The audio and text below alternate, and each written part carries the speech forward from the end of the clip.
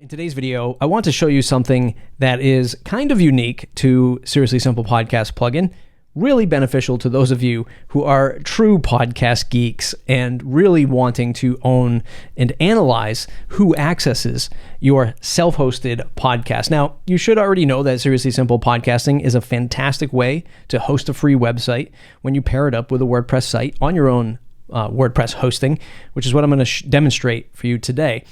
On the left-hand side, we have the browser screen with a Seriously Simple Podcast loaded into this WordPress site. You can see the podcast player right here in the middle of the page.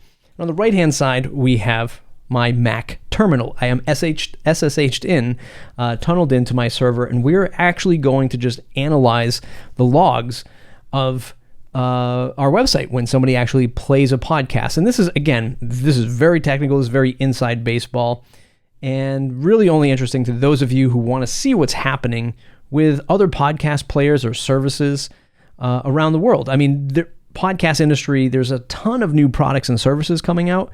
Podcast social network directories, Podcast 2.0 and the Podcast Index, everything that Apple's doing, new podcast listening apps. It's kind of interesting to see how they access your podcast and what trail they leave in your log files. And again, if you're hosting your podcast and owning that here on WordPress with our plugin, you can kind of mine that data and do some fun things with it. We won't do any fun things with it other than look at it today.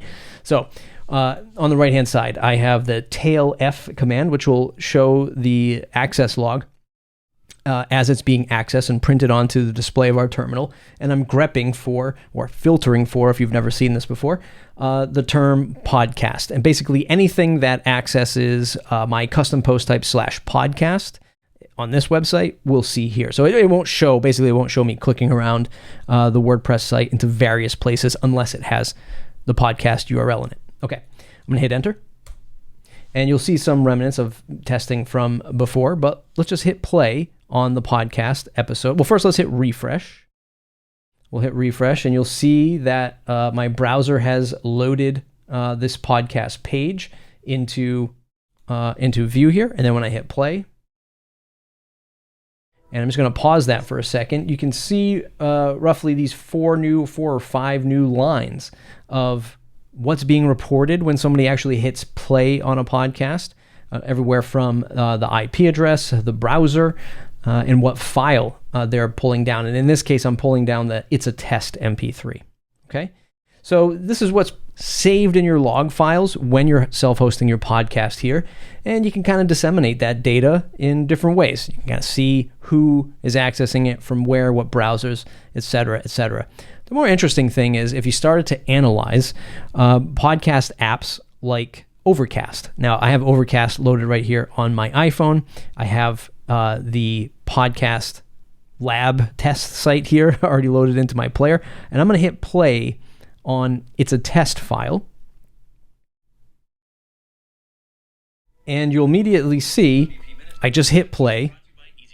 It's playing a test file that I had, and you'll see the Overcast log was logged in, or the Overcast website was logged into our logs here.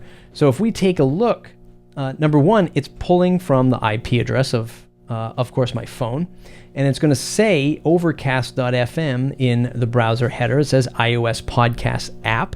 So you can kind of see, like, if you wanted to test things and see how Overcast was, reacting to pulling in a file, then you get the chance to do that and see that in your logs. Kind of fun, kind of interesting, and you can test it with all kinds of different podcast players. If we pull in the Apple podcast, you'll see right there, I just opened up the Apple Podcast app on my phone, and you'll see the new logs here, again, pulling from my IP address of my phone, and the headers here is podcasts, whatever version that is, CF Network /1237.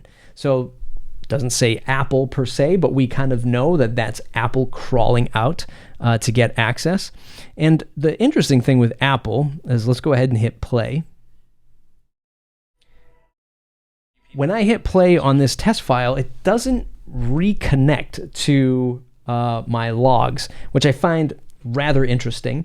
I don't know if once it made that initial connection and pulled down the feed, if those files are being downloaded or accessed by Apple. So they're being cached somewhere on the edge or the CDN of Apple. Would be really interesting to find out. And these are the kinds of things you can play with when you have the logs exposed like this and you're self-hosting a podcast. You can kind of see where these browsers and apps and websites, how they're connecting and pulling down your podcast information. Kind of interesting if you're like really into this stuff. And you can do some fun things with it if you want to export your podcast data or logs. Hope you found it fun and interesting and maybe makes you think about how to look at this data, maybe preserve this data, or just find how these other places are connecting up to your podcast. Thumbs up if you like the video, subscribe to the channel if you want more. Okay, we'll see you in the next video.